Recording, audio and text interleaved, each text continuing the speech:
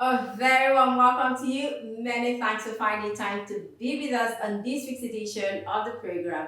We remain your source for all the latest happening in the world of business. I am Susan Bianco, and you are warmly welcome.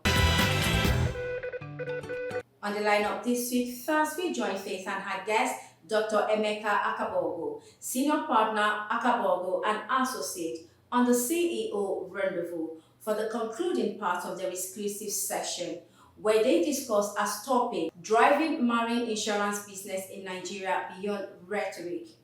Speaking in the course of the interview, Dr. Akabogu noted that insurance industry is key to the survival of the maritime sector, hence the need for collaboration and capacity building. Let's take a listen. How effectively has the Nigeria Insurance Association, or NICOM, engaged with NIMASA on compulsory insurance for hull? How effectively have they engaged with the Nigerian Customs Service in ensuring that the formalities process incorporates an enforcement of the compulsory insurance for cargo? To what extent are they engaging with the oil and gas industry to ensure that the requirements under the Local Content Act for insurance are optimized? On this edition also, we will bring you highlight from the 2025 Lagos Chamber of Commerce Agri Seminar, organized by the Agri Group in collaboration with Bureau Veritas Group at the Commerce House, Victoria Island, Lagos. The seminar focused on the theme innovation and sustainability in the agri-food and agricultural sector, food safety and quality in the food and agri industry, the role of AQAC. As always, it was a platform for serious conversation on food safety, quality, and sustainability. Let's check out the subs. Beyond the fact that, yes, we are business owners or farmers, and at the end of the day, we are doing business, but as individuals, we are all human and consumers, right? So each of us, obviously, as it was rightly said, we cannot prevent of eating, right? We have to eat, otherwise we won't make it. So we should, as an individual, be conscious of that. Doing business, obviously, is good, but we should do good business for the benefit of, obviously, your own organization, but also the community we are in. What more can I say than to urge you to sit back, relax, and enjoy the lineup. Details shortly, please stay with us.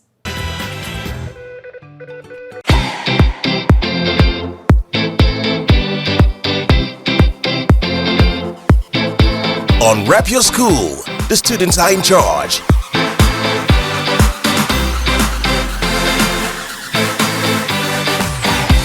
Catch all the fun and excitement every Saturday by 9:30 a.m. on MITV, DSTV channel 255, and watch our future leaders unleash their potentials.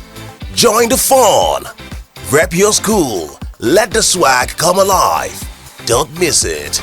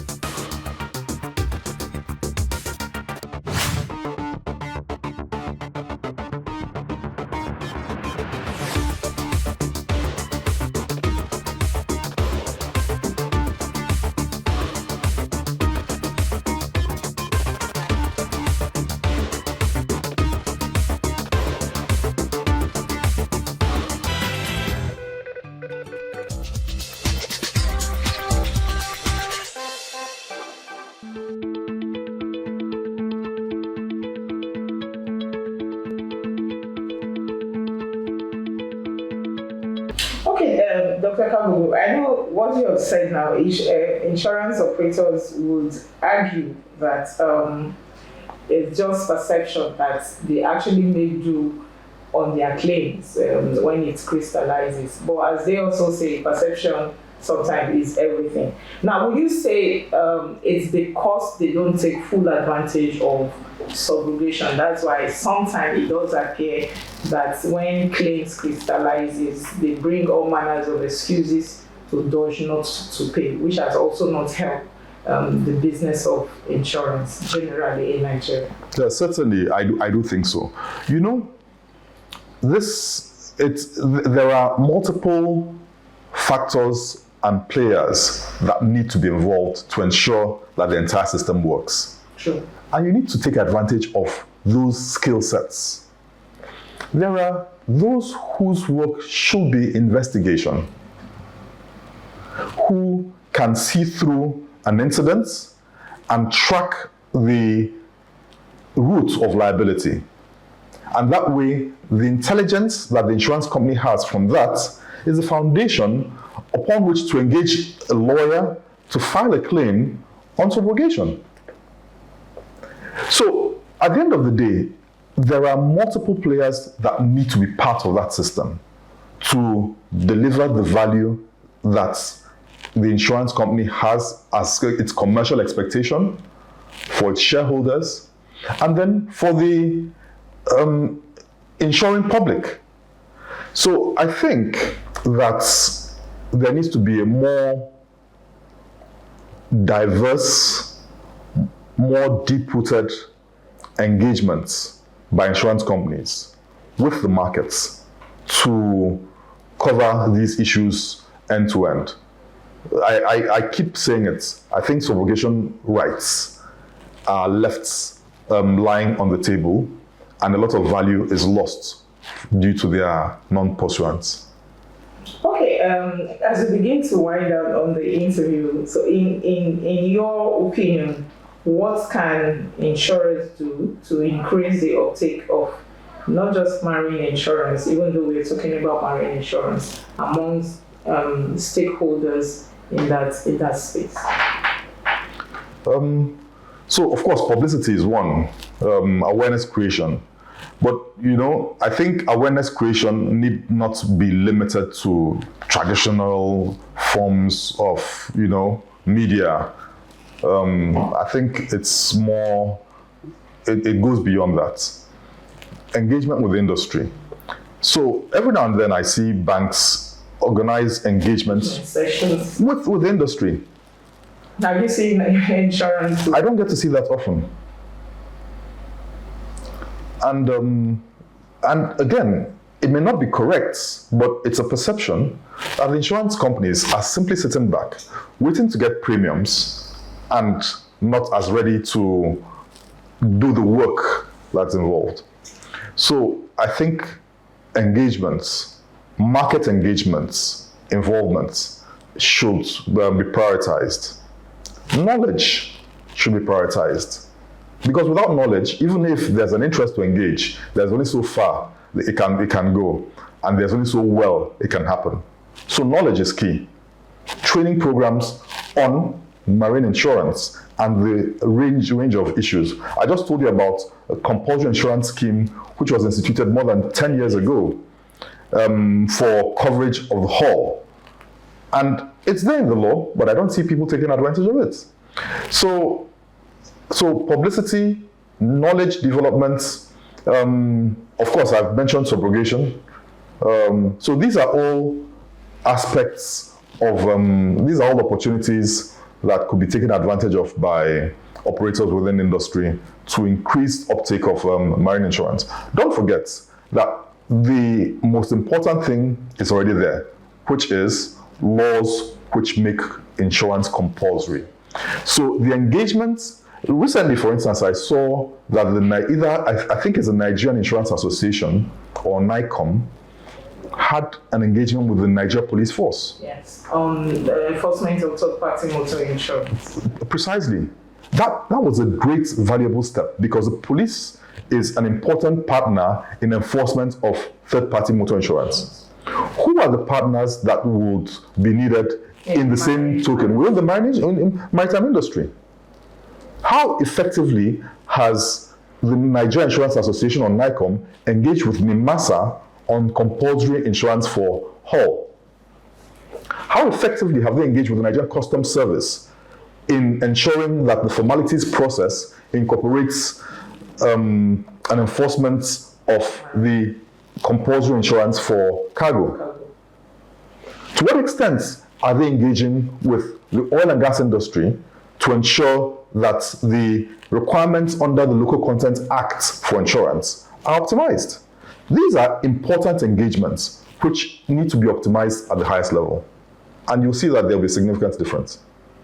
Okay, finally, Doctor, global challenges facing marine insurance include natural disasters, terrorist attack, pirates, etc. Is Nigeria insurance market insulated from some of these global threats, in your opinion? No, certainly not. Nigeria is not insulated. If anything, Nigeria is more prone to shocks due to an inadequacy of the protective measures. So that's the more reason why insurance is key. That's more reason why you and I need insurance. It's just that we do not have an adequate acculturation to the insurance tendencies. Because if you look at it, most Nigerians cannot afford, for instance, medical care. Sure. Yet, if they had insurance cover, then they will be able to take advantage of medical care. So we need to, across that value chain, put measures in place to better prepare and take advantage of the issues which may arise within the context of insurance hedging. And I think a lot of it is possible. Okay, Doctor, sorry, I don't say that's a final question. But based on what you have just said, would you say our culture or religion has a role to play in to a large extent in Nigerians embracing the culture of insurance? Because oftentimes what you find is, especially when it comes to health insurance, you find even knowledgeable people telling you that God is my insurance, if I go to church or I go to the mosque to pray, I'll be fine and all of that. So to what extent would you say our culture and religion play in insurance uptake in Nigeria? Yeah, so again, you're absolutely right. But again, from a business point of view, I think that's where creativity comes into play. So it's good we acknowledge that we have these cultural biases which predispose us to limiting our engagement with insurance. But on the very strength of that fact, we could anchor and flip it.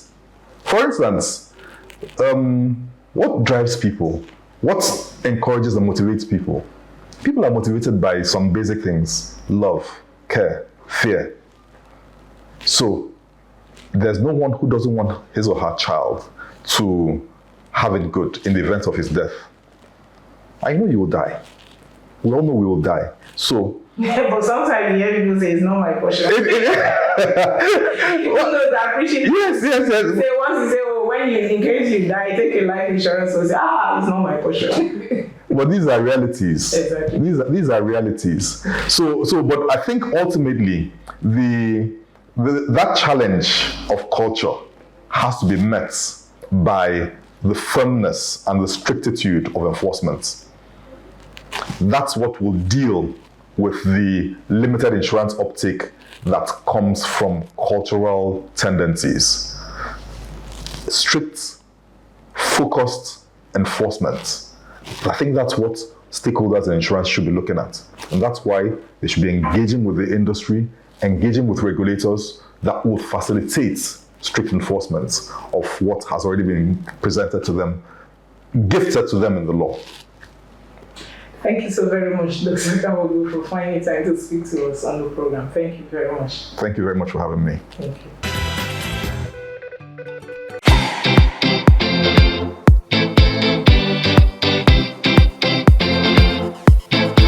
On Rep Your School, the students are in charge.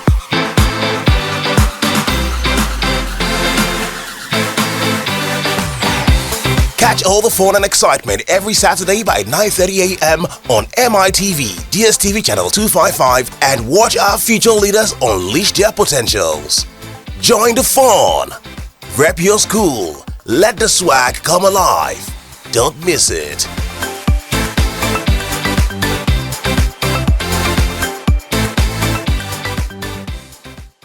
Alright, welcome back. Moving on, we now bring you highlight from the 2025 Agric Seminar organized by the Agric Group of the LCCI in collaboration with Bureau Veritas Group recently in Lagos.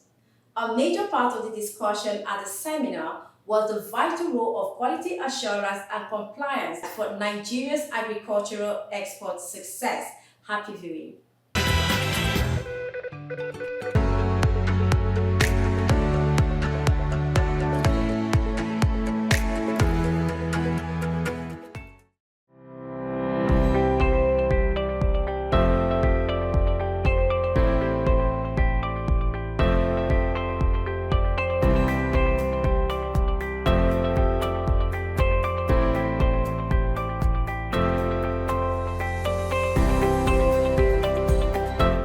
In 2024 alone, Nigeria recorded post-harvest losses value at 3.5 trillion, primarily due to poor food handling, inadequate cold chain infrastructure, and weak enforcement of safety standards. The losses hurt our farmers and agribusiness. They undermine the consumer confidence, threaten public health, and jeopardize our competitiveness in regional and global markets. Against this backdrop, the role of Agri-Food Quality Assurance Center, AQAC, cannot be overstated. AQAC are proposed under the Nigerian Food Safety and Quality Bill of 2022 is everything as an institutional backbone of our food quality ecosystem. The center is structured to harmonize safety regulation across ministries and agencies, enforce hazard analysis and critical control points. When you open a groundnut, inside is dirty or is dark, or they are fine, or you eat a groundnut, you taste, you be eating it, tasting nice. Then one tastes very weird, and you continue eating it. We continue eating it because the other one are okay, so you mix it together.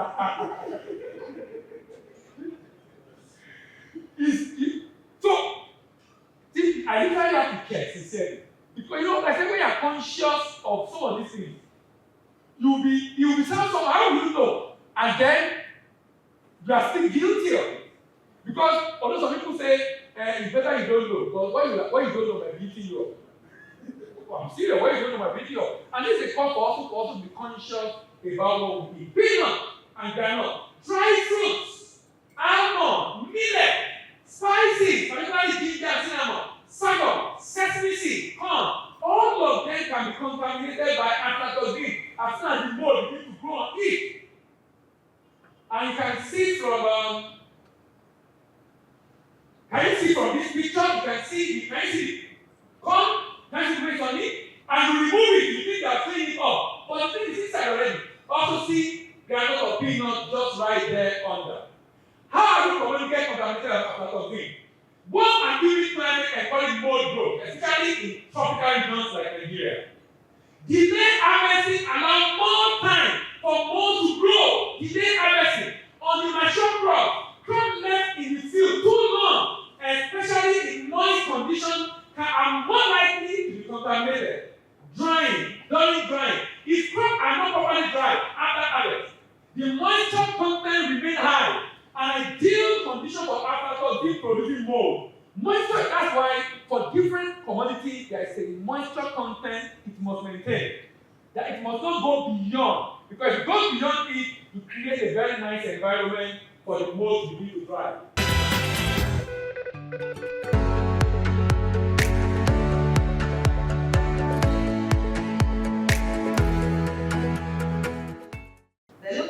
now innovations that are coming up that will help in sustaining the dynamic sector. And one of it is the solar panel dryers. Most of our farmers, if they are able to actually utilize the solar panel dryers, we wouldn't have most of this information. Because as an agro-processor, the basic problem we have is the issue of this item is not properly dried or they are not even dried in the proper way. But then, as an agro-processor, some people will just say, I can use it like that. But when you use it like that, then we need to have all these problems. But the fact that people don't have access to probably finance or the capacity, electricity, diesel, and all of those can actually make you just want to cut corners. But then introduction and innovation of solar panels and other things can make you to go further to reprocess this thing. Then you have a longer life shelf for this product. Like for us, we have these solar panels. I also have inverter that can help us. So you don't have to keep burning diesel and all of that, and you want to cut corners. So all these innovations will also help us to make our new sector sustainable.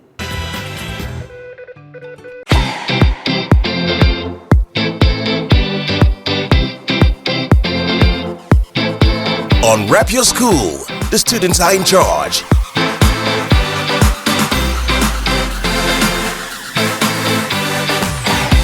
Catch all the fun and excitement every Saturday by 9:30 a.m. on MITV, DSTV channel 255, and watch our future leaders unleash their potentials. Join the fun. Rep Your School. Let the swag come alive. Don't miss it.